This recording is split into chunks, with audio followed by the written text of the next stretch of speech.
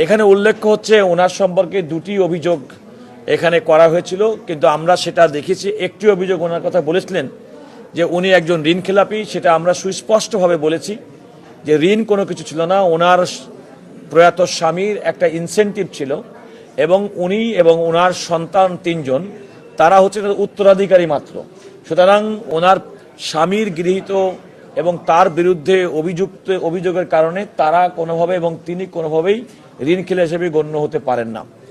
ওনার সম্পর্কে আরেকটি কথা বলেছিল যে উনি একটি মামলায় দণ্ড পেয়েছিলেন এবং ওনারাই আবার বলেছেন সেই মামলায় তিনি খালাস পেয়েছেন। তো আমাদের আইনের দৃষ্টিতে কোনো একজন ব্যক্তি, এবং আমরা কথাও বলছি উনি যেহেতু একজন রাজনৈতিক ব্যক্তি, রাজনীতি করেন এবং রাজনৈতিক উদ্দেশ্যে বিগত সময় আমরা লক্ষ্য করেছি অনেককে নানাভাবে রায় দিয়ে সাজা দিয়ে দেওয়া হয়েছে।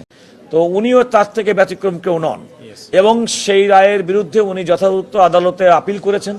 ওনার আপিল মঞ্জুর হয়েছে, উনি নির্দোষ প্রমাণিত হয়েছেন।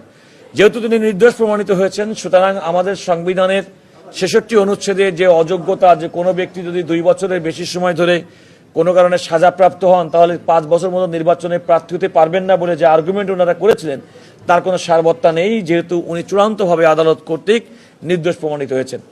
আমরা সাবেরা সুলতানার পক্ষে ছিলাম, বিএনপির পক্ষে, বিএনপির প্রার্থীর পক্ষে।